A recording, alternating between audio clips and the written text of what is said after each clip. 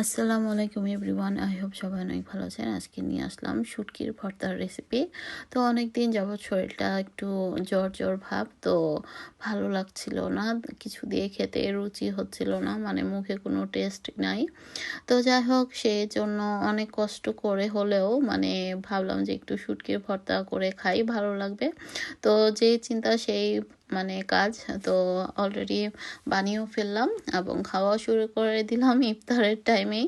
আর সহ্য হলো না, মনে হচ্ছে আজকে আর কোনো ভাজাভুজি খাবো না। আমি এমনিতেও ভাজাভুজি একটু কমই খাই।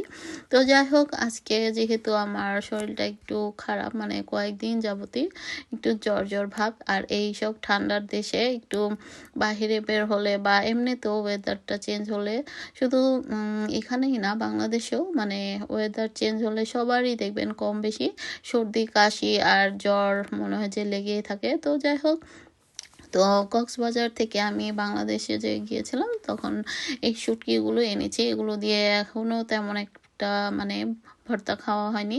তো এগুলোতে কাটা একটু বেশি। তো আমি প্রথমে শুটকিগুলোকে প্রথমে পানিতে ভিজিয়ে রেখেছিলাম, ভিজিয়ে ধুয়ে খুব ভালো মতো।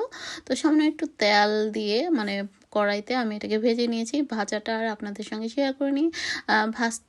ভাজার দেখে হয়তো বা বুঝে গিয়েছেন কীরকম অবস্থায় আমি ভেজেছি। তো কাঁটাটা একদম খুলে খুলে গিয়েছে। তো আপনারা চাইলে কাঁটাটা বেছে নিতে পারেন। তো কাঁটাটা আমি বেটে একদম মিহি করে ফেলেছি। তো যাই হোক, একটু কষ্ট হয়েছে যদিও মরিচ এবং শুটকিটা বাটতে। তো কিছু করার নেই, কারণ এত কিছু বাটতে বা বাছতে গেলে অনেক সময় লাগে। আর এখানে আমি বেশ কিছু রসুন কোয়া মানে একটু ভেজে তারপর অ্যাড করেছি। তো এখন আমি সমস্ত কিছু বেটে মানে শুটকি এবং শুকনো মরিচগুলো বেটে নিয়েছি। আর ঝালের পরিমাণটা আপনারা যে যেরকম খেতে চান সেরকম দিয়ে দিবেন। তো এর মধ্যে আমি বেশ কিছু কাঁচা পেঁয়াজ ধনেপাতা অ্যাড করেছি, আর লবণটা টেস্ট বুঝে দিয়ে দিতে হবে। আর চেষ্টা করবেন নাইফের সাহায্যে কাজটা করার জন্য, নইলে কিন্তু হয়তো কাটা থাকলে হাতে লেগে যেতে পারে, অথবা মরিচের ঝালটা হাতে খুব বেশি লেগে গেলে মানে জ্বলতে পারে। তো সেই জন্য নাইফ দিয়ে করলে সুবিধা, মানে হাতেও লাগলো না, আর একদম লাস্টে ধরলে কোনো সমস্যা হবে না।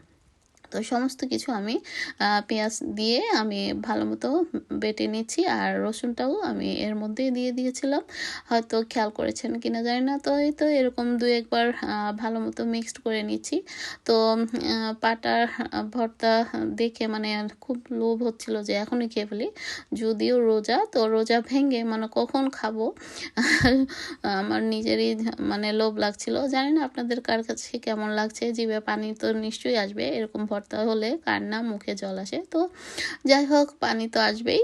তো আমি লাস্টে ভাবলাম যে একটু পাটায় বেটে ভাত খাই, অনেকেই খায় দেখি, তো আমিও ট্রাই করলাম, ভালোই লাগছিল খেতে।